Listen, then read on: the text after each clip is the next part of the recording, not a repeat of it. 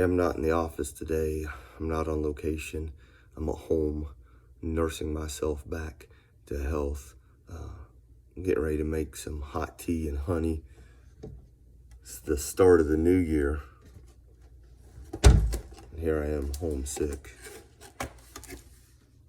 Didn't even make it to church on the first Sunday of the new year. That's what I want to talk about today. As I make my oatmeal and my tea and hang out in my hoodie at my house. There's two sides to this coin. You're either going to be the one who's sick and can't preach, or you're going to be the one that gets called upon to preach. The first time that happened to me, I was on staff in Ohio, and I went to church, and we had Sunday school and then church, and my senior pastor, right before Sunday school started, he pulled me aside. He said, "Look, man, I got the flu." He said, "I thought I could do it, but I can't. I got to go home. You got to preach." And out the door he walked. You know, I'm this young, 25, 26-year-old, pretty green and experienced guy. And so I grabbed Rhonda and I said, "You got to go teach youth Sunday school." And I went into my office and in 45 minutes, cranked out a sermon and preached it. The second time it happened to me, I had even less notice. My senior pastor had been suffering from nosebleeds, and there it was, Thanksgiving weekend, and he had a pretty bad nosebleed on that Saturday night. And so Sunday morning we had church, Sunday school church, and I'm talking to him, and he said, "I had a really bad one last night, but I'm good to go." And so first service, we get through worship, and he gets up to preach. And about that time, not audibly, but God whispered to my soul, "Get ready, you're going to preach." And as pastor got up and started his traditional one-liner joke, man, his nose just started gushing. And I went up and got him, got his son out of the audience, got him out of the sanctuary, intended to, and I just grabbed my Bible and took the pulpit and preached the sermon completely unprepared. But God had prepared me, and God had told me, and the Spirit led me through that. And so I skipped Sunday school, and then the sermon that I just preached, spent the Sunday school hour jotting down notes and preached second service. But this time it's different. I was coming home from Christmas break and not feeling good, and called somebody with just a very short couple days notice and said, "Look, I'm not going to make it, and you're going to need to preach." And they were very accommodating and took care of that for me, and the church understood.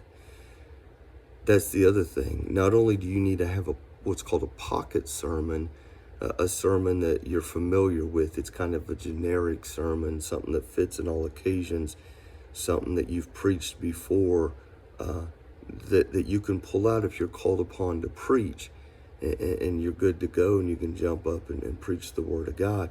But you also have to have people you can call upon, who can fill the pulpit if you're not there, who can fill the pulpit even in last minute. When I first moved down to Kentucky, I really didn't have that person. When I went on vacation, I had to line somebody up, and usually that meant somebody from out of the county or even out of the state coming in. When I was in Ohio, being a youth pastor, I was pulpit fill, I was pulpit supply and ready. And so when other pastors would go on vacation, if they didn't have other staff members, I was there, and I could go and fill their pulpit for them. Here in Kentucky, we don't have a lot of churches that have staff. A lot of our pastors are solos, and so it's a struggle to find people. But since coming to Kentucky, about a year after I moved here, a former pastor who's my age started attending our church, and I got to know him really well, and asked him, I said, hey, would you be willing to be my go-to guy, my fill-in when I'm not available, when I'm on vacation? Would you be willing to supply the pulpit? And he does a wonderful job. So he's my go-to guy. So he's the one that I called just a couple days notice, and he did a wonderful job. If I'm on vacation or if I got to be out of town or whatever, he's my go-to guy. But even beyond him, I have a second and a third guy in the wings. These are things that you need to prepare for. It's that plan B. So whichever side you're on, whether you're the guy who's been called upon and you got to pull out that pocket sermon, or you're the guy who can't make it and you've got to call somebody to fill the pulpit, have that in place. Be ready. Be prepared in and out of season. Nobody knows they're going to get sick. Nobody knows emergency is going to take them out of town. These are things that just happen, but you need to be prepared. So I would encourage you, with eyes wide open today, start to write that pocket sermon and start to make connections and plans of who is going to fill the pulpit when you're unavailable. Hey, have a great and happy and blessed new year. Keep your eyes wide open this year, and may God do amazing things through your ministry.